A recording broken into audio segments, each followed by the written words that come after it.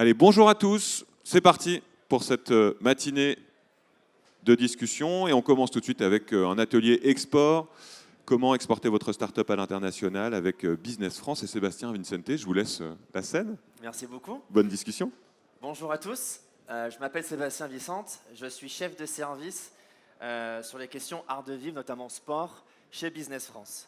Et aujourd'hui, on va vous parler d'export à l'international. Comment nos entreprises françaises peuvent s'internationaliser et surtout sur quelle destination.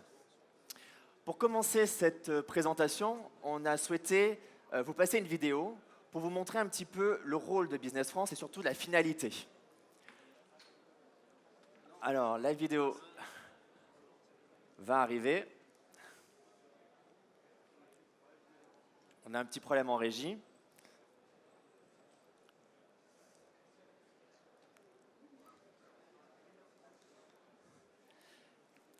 Donc, c'est une entreprise française, une PME, qui s'appelle Eversnow. C'est une entreprise qu'on a accompagnée à partir de mars 2018. Et on les a emmenés avec nous, on les a coachés sur le marché d'Arabie Saoudite. Donc, ils sont partis là-bas au mois de mars. On leur a fait rencontrer des décideurs saoudiens. Ils ont eu des séquences de networking, ils ont eu des rendez-vous B2B. Ils ont rencontré donc des décideurs saoudiens, à la fois institutionnels, mais aussi privés. Et après quelques temps après leur retour en France, ils ont pu signer un contrat avec un gérant et un propriétaire de parc d'attractions. C'est bon? Ok, donc on va vous faire passer la vidéo tout de suite sur Eversnow.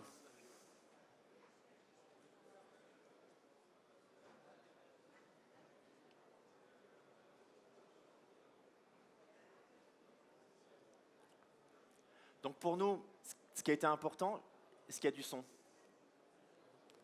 En régie, on n'a pas de son.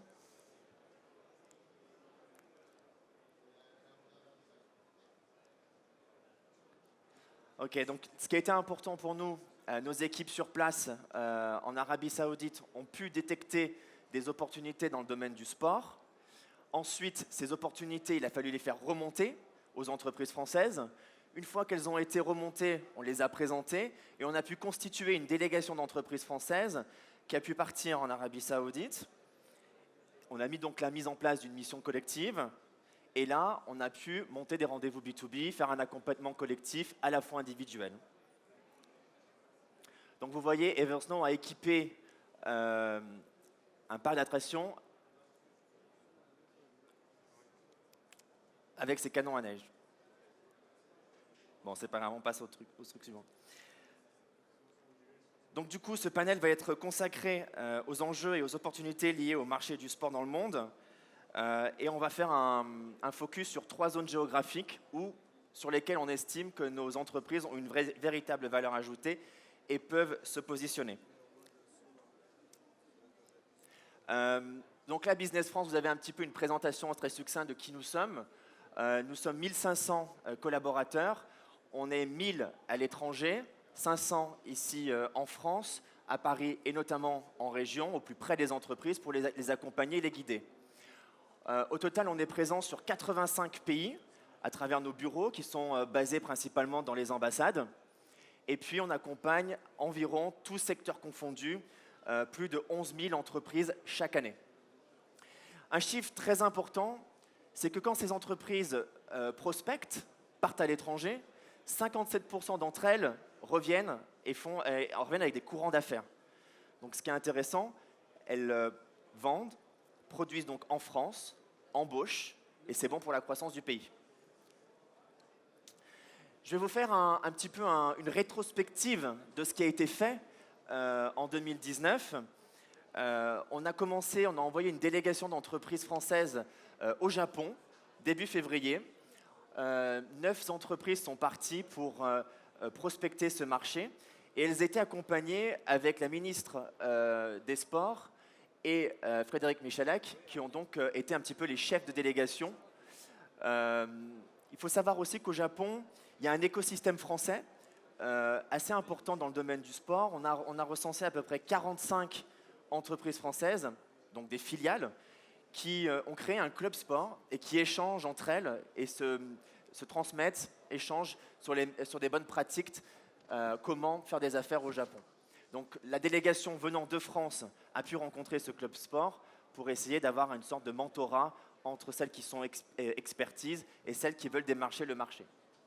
Ensuite, nous sommes allés en Égypte, début avril, et là, on a pu rencontrer des officiels, des institutionnels, mais également faire du B2B pour préparer la CAN 2019 et les mondiales de handball en 2021. Ensuite, nous sommes donc partis fin avril en Arabie Saoudite, avec une dizaine d'entreprises également. Et puis, nous sommes présents aussi, on fait des événements en France, des événements pour présenter un petit peu les opportunités des marchés. Et aussi, on fait de la mise en relation avec des acteurs et des décideurs étrangers en France. Et notamment, on a mis en relation nos entreprises françaises, ASICS de Barcelone, pour qu'ils puissent créer des liens et essayer de faire du business. Et tout ça, ça avait lieu sur un événement qui a lieu donc au mois de mai à Vivatech. Ensuite, on fait des focus pays en France également. On a voulu mettre en exergue le marché indien, qui est pour nous l'une des puissances en devenir au XXIe siècle. Donc du coup, on a pu présenter les opportunités d'affaires sur ce marché. Et enfin, on a accompagné une délégation d'entreprises en Autriche, une dizaine d'entreprises qui ont pu rencontrer des grands professionnels autrichiens et les grands comptes comme Sport 2000 et Gigasport. Aussi, on a monté un événement avec l'Institut du monde arabe pour mettre aussi en exergue les opportunités d'affaires dans les pays arabes. Vous savez que ce sont des marchés en pleine croissance, avec une population jeune, aussi un taux de féminisation dans le sport qui est important. Et aussi, vous savez que cette zone du monde va accueillir des grands événements sportifs internationaux, notamment au Qatar, Égypte et Algérie. Voilà un petit peu pour la rétrospective de ce que nous avons fait en début d'année. Donc vous voyez, on accompagne les entreprises pour aller sur des marchés à l'international. Et effectivement, aujourd'hui, nous sommes présents sur Sport et Limitech pour vous présenter les opportunités des marchés en devenir. Alors là, vous voyez sur cette planche les destinations où nous avons envoyé nos entreprises en 2019. Donc ça fait à peu près une dizaine de pays. Et au total, dans le domaine du sport, de la Sportech, on accompagne 150 entreprises. Donc on fédère l'offre française pour la présenter à des acteurs étrangers. Alors, selon vous, quels sont les pays, les zones géographiques où il y a des opportunités pour nos entreprises françaises? Est-ce qu'il y en a qui ont des idées? Non? La Chine? Oui, effectivement. D'autres destinations? USA, effectivement. On en parlera. Le Brésil? Effectivement. Donc, nous, ce qu'on a fait, c'est qu'on a interrogé nos équipes sur place et on a sélectionné 3 zones. La première, c'est en Europe, avec l'Allemagne, qui est l'un des premiers marchés en Europe. C'est le premier marché du sport. Le fitness est le sport qui compte le plus d'adhérents, 11 millions d'adhérents en 2018. Et il faut savoir que les dépenses en articles de sport par les Allemands se sont chiffrées à près de 8 milliards d'euros, ce qui est considérable et ce qui représente à peu près 4,5% de croissance chaque année, et ce depuis 2012. Donc c'est une croissance qui est constante depuis 2012. On a aussi des grands acteurs comme Decathlon, qui ont pu pénétrer le marché allemand, malgré les difficultés. Vous savez qu'il y a déjà Sport 2000 et Intersport qui sont présents. Mais aujourd'hui, l'enseigne française a près de 72 points de vente en Allemagne. Autre source pour vous qui peut être intéressant pour générer des opportunités, c'est que l'Allemagne, aujourd'hui, elle a des ambitions qui sont confrontées à la vétusté grandissante de ses installations. Aujourd'hui, l'Allemagne a des stades qui deviennent de plus en plus vétustes. Et en 2018, le gouvernement allemand a décidé de mettre 31 milliards d'euros sur la table pour justement remettre ces infrastructures à jour. Donc c'est autant d'opportunités pour les entreprises qui peuvent présenter des solutions innovantes et fonctionnelles qui peuvent être demandées par nos amis allemands. Aussi, autre opportunité qui peut générer des courants d'affaires pour les entreprises, c'est que l'Allemagne accueillera les championnats de football en 2024 et est candidate également aux Jeux olympiques de 2032. Autre élément aussi qui est important, si vous souhaitez pénétrer ce marché, c'est d'être présent sur deux événements. Deux événements qui sont importants. Le premier est à Munich, il a lieu toutes les années, c'est IPSO. IPSO, c'est un salon qui présente les innovations dans le domaine du sport, notamment des articles de sport. Et on voit bien qu'en 2019, l'édition qui est donc passée a confirmé l'importance croissante de la digitalisation, ce qui se traduit notamment par une montée en puissance de tout ce qui est objets connectés et tissus connectés. Donc voilà les deux événements qui peuvent être importants pour vous.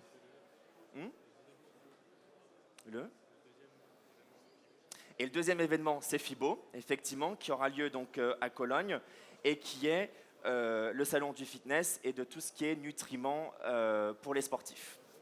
Voilà un petit peu pour l'Allemagne. Maintenant, on va vous emmener dans une autre zone géographique, dans les pays du Moyen-Orient. Alors, pourquoi les pays du Moyen-Orient ? Premier élément important, c'est qu'ils vont rassembler un maximum de grands événements sportifs internationaux qui vont avoir lieu dans cette zone. Donc, je les cite. On a la Coupe des Confédérations en 2021. Ensuite, on a la fameuse Coupe de football en 2022. On a le championnat du monde de natation en 2023. Et également, à l'occasion de la Coupe du monde de football, on aura la Coupe du monde de e-sport en 2022 également. Ce pays, le Qatar, importe près de 27 millions d'articles de sport, ce qui n'est pas négligeable. Et sur ces 27 millions, 3,2 millions viennent de France. Donc vous voyez, il y a déjà des courants d'affaires. Et nous sommes quatrième en position au Qatar. La France est en quatrième position. Premier, les Chinois. Ensuite, on a les États-Unis, l'Italie et ensuite la France. Alors, quelles sont les opportunités pour nos entreprises françaises ? Dans un premier temps, je pense qu'on a des opportunités dans le domaine de la billetterie. C'est un marché qui va, une fois que tous ces événements seront passés, qui rapportera à peu près plus de 200 millions de dollars. Ensuite, on a la production télévisée en contenu sportif. Là, on est à peu près à 45 millions d'euros. Bien évidemment, le tourisme sportif, parce que tous ces gens vont venir au Qatar pour assister. Donc, vous avez toute l'industrie hôtelière, du loisir. Et là, on est sur des montants de 150 millions de dollars. Bien évidemment, pour les sportifs, la médecine sportive, qui rapportera à peu près 100 millions de dollars. Tout ce qui est éclairage spécifique aux infrastructures, qui pourra également rapporter 246 millions. La maintenance des terrains et la digitalisation de l'expérience utilisateur, notamment dans les stades. Alors, le Qatar est en train de construire des infrastructures. Vous avez vu ça dans les médias. Ils en construisent à peu près 65, hors stade, juste des infrastructures sportives. Et le nombre de stades en 2022 est chiffré à 8, ce qui génère encore des opportunités pour nos entreprises. Faut savoir que le sport pratiqué au Qatar, les sports les plus pratiqués, c'est en premier lieu le football, la natation et l'athlétisme. Alors, cette zone, elle est parcourue par nos entreprises depuis quelque temps. On a des grands groupes qui sont positionnés, mais pas seulement, on a aussi des PME qui réussissent depuis une quinzaine d'années. On a notamment le groupe JL Event qui avait organisé l'ouverture des Jeux asiatiques à Doha en 2006. On a également le groupe Orange qui avait soumissionné pour appel d'offres relatif à la connectivité des stades, ce qu'on appelle le Smart Stadium. On a également le groupe Amaury qui co-organise chaque année le Tour du Qatar. On a également des groupes comme Auditoire, qui avait organisé la cérémonie d'ouverture des championnats du monde de handball masculin et athlétisme en 2015. Mais on a aussi des PME, des petites entreprises, des startups.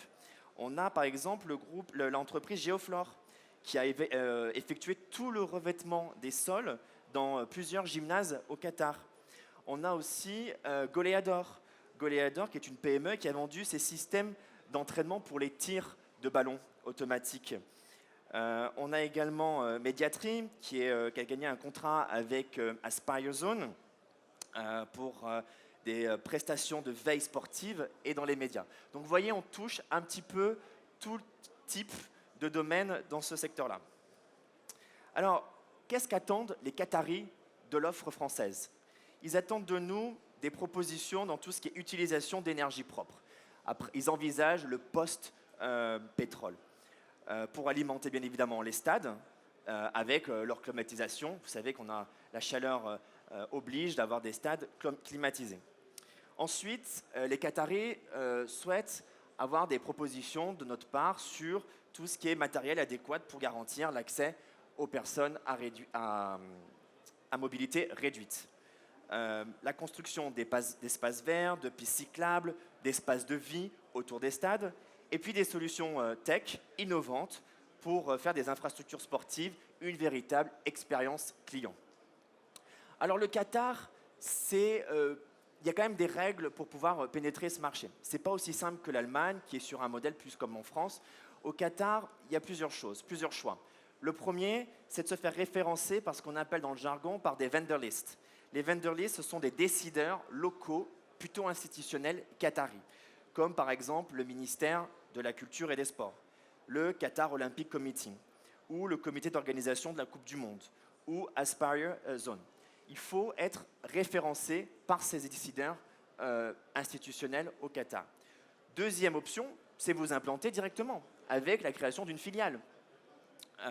Soit vous passez en direct, donc vous créez votre entreprise sur place, ou alors vous pouvez aussi passer par un distributeur local qui vous représentera une fois sur place. Et c'est que dans ce cas-là, uniquement quand vous êtes présent sur place, que vous pourrez répondre aux appels d'offres publics pour vous positionner sur des marchés publics, comme par exemple la création des stades. Voilà un petit peu pour le Qatar. Maintenant, on va quitter le Moyen-Orient et on va vous embarquer avec nous sur effectivement le premier marché, qui sont les États-Unis, l'Amérique du Nord. Donc l'Amérique du Nord, là vous voyez, on a mis une photo d'une borne, d'une application qui est reliée à une borne connectée qui permet maintenant de rendre l'expérience du supporter beaucoup plus ludique, où vous pouvez vous mettre devant la borne connectée et vous prendre en photo avec des joueurs qui arrivent derrière vous. Et donc, du coup, vous avez l'impression d'être accompagné des joueurs de football américain. Ça, c'est quelque chose qui est très, très populaire en ce moment aux États-Unis. Quelques chiffres clés sur le marché américain. Il faut savoir qu'il y a 7 millions d'Américains qui pratiquent du sport en plein air. Les dépenses sont colossales. Je vous ai dit qu'en Allemagne, les dépenses d'articles de sport étaient à 8 milliards. Aux États-Unis, elles sont de près de 56 milliards juste pour les articles de sport. Les abonnements dans les salles de sport pour les Américains représentent 19 milliards de dollars. Et bien évidemment, toute l'industrie qui est liée aux événements sportifs, c'est 56 milliards de dollars, ce qui représente à peu près au total, en comptant les salles de sport, les événements sportifs et les articles de sport, on est à près de 100 milliards de dollars. Le chiffre d'affaires, il est en constante évolution. Cette année, entre 2017 et 2018, on a eu près de 9% de croissance sur ce marché aux États-Unis. Autre secteur aussi important, c'est l'e-sport. L'e-sport, c'est le premier marché mondial, le plus large au monde. Et normalement, en fin d'année, on devrait atteindre près de 1 milliard de dollars sur le e-sport aux États-Unis. Alors, quelles sont les grandes tendances? Qu'est-ce que les Américains attendent de nous? La première chose pour eux, ce qui est important, c'est les stades connectés. À la fois pour les supporters, qui leur permettent en fait d'avoir des services personnalisés à l'audience et qui permettent de faire participer en fait le supporter dans l'expérience du stade. C'est un petit peu différent de ce qui se passe en France, où quand vous êtes au stade en France, vous êtes seul, vous regardez le match, vous êtes spectateur. Aux États-Unis, vous y passez déjà la journée, vous pouvez vous distraire, il y a plusieurs choses qui sont mises en place, il y a des activités, il y a des jeux vidéo, etc. Vous pouvez aussi vous restaurer. L'engagement du supporter est beaucoup plus avancé qu'en France. Donc les supporters, ils ne veulent pas être statiques, mais ils ne veulent pas être uniquement des spectateurs, mais ils veulent continuer à vivre l'expérience du match via les jeux, via les réseaux sociaux. Et ce qui est important, c'est l'optimisation de l'expérience avec l'introduction de nouvelles technologies comme la réalité virtuelle et la réalité augmentée. Aussi, autre secteur intéressant, c'est que les Américains s'équipent de plus en plus, et je parle notamment du sportif amateur, d'appareils de mesure de performance sportive. C'est en plein boom actuellement. Et aujourd'hui, on arrive à un chiffre d'affaires de près de 130 millions d'euros sur l'année 2019. Autre chose également qui est importante, c'est pour les sportifs. Donc on a parlé du côté supporter et sportif amateur. Mais pour les sportifs, maintenant, il y a des tags RFID qui sont mis sur les joueurs et à la fois sur les outils, comme par exemple une balle de football, et qui permet en fait de fixer sur les équipements des joueurs et sur les ballons, et qui emmagasinent des datas, qui transmettent les données de localisation en temps réel aux récepteurs placés dans le stade, et qui permet en fait de collecter un maximum d'indicateurs sur la vitesse d'un joueur, la distance qu'il a parcourue, sa proximité avec les autres joueurs, avec le ballon, et aussi ses accélérations. Et on s'aperçoit qu'aujourd'hui, les coachs de ces clubs de foot ou de sportifs ont besoin de plus en plus d'avoir cette donnée et de la traiter au maximum. Voilà un petit peu ce qu'on pouvait vous dire sur les opportunités aux États-Unis. Je passe maintenant un petit peu au prochain rendez-vous avec Business France. Donc on commencera avec un grand événement à Paris pour vous expliquer un petit peu les opportunités dans le monde des affaires à l'étranger. Donc ça sera avec nos RIGES. Nos RIGES qui sont les rencontres internationales liées aux grands événements sportifs. Ça sera donc à Paris le 5 février dans le cadre de la Global Sport Week qui aura lieu le 6 et le 7 février prochain. Il y aura donc une journée de table ronde, d'échanges, de rendez-vous individuels. On fera venir des acteurs étrangers, à la fois publics, des ministres, des ministres de sport des pays étrangers, des décideurs dans le secteur privé également, qui viendront. Il y aura des comités d'organisation qui seront présents, des fédérations sportives étrangères, des collectivités et des institutionnels qui viendront présenter un petit peu leur marché, leur pays, et à gage des entreprises de pouvoir se positionner sur ces marchés. Toujours dans le cadre des événements sportifs. Ensuite, on emmènera nos entreprises sur plusieurs destinations. Vous voyez, il y a un rétro-planning. En Arabie Saoudite et en Égypte. Nous irons aussi au Mexique, en Afrique avec le Cameroun et le Nigeria, en Allemagne à l'occasion de FIBO, au Qatar, en Chine, également aux États-Unis et puis en Suisse sur le salon Spot à Lausanne.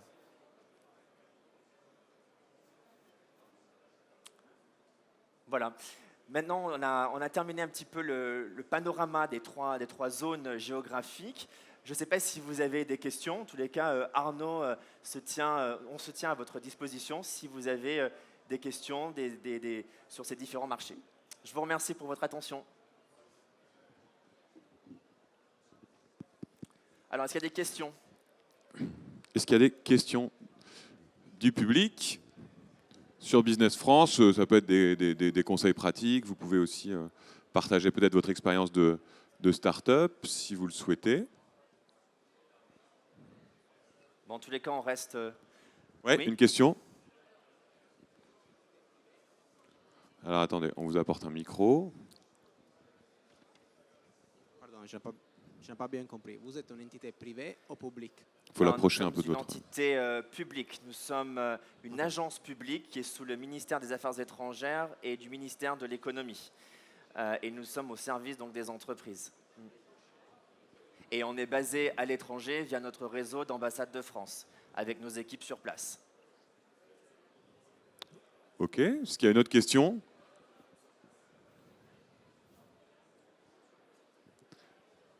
Eh bien, merci. Non, merci beaucoup. Sébastien Merci à Vincent. tous. Donc Business France, comment exporter votre startup? Merci beaucoup.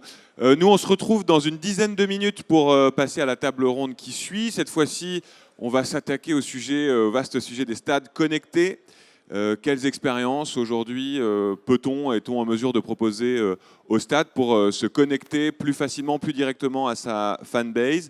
Qu'ont les équipes et les clubs à gagner à connecter leur stade? C'est la question qu'on va se poser tous ensemble. Il y aura du beau monde, puisqu'il y a Grégoire Héron, qui est le DAF de l'U-Rugby, le Lyon Olympique Universitaire, qui est assez pionnier dans cette dimension. Donc il va pouvoir nous expliquer les problèmes qu'il a eus, comment il a installé, connecté son stade. Il y a aussi Pierre Boujard, qui est le fondateur de l'IFP, qui est une application qui facilite le paiement.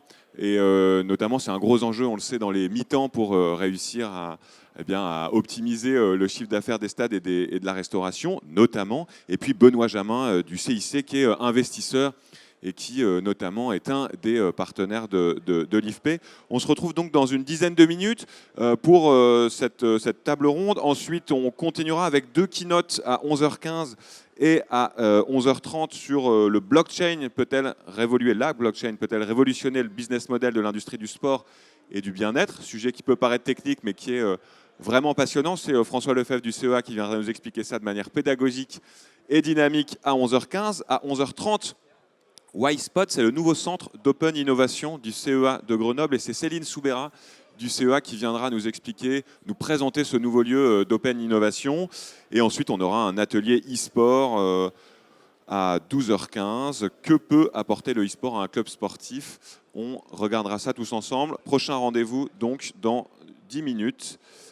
Stade connecté, quelles expériences avec Grégoire Héron, le DAF de l'U-Rugby, Pierre Boujard, le fondateur de l'IFP, et Benoît Jamin du CIC, qui est investisseur et qui soutient notamment l'IFP. À tout de suite, et d'ici là, allez peut-être prendre un petit café, visiter notre lab, les différents stands, rencontrer nos intervenants.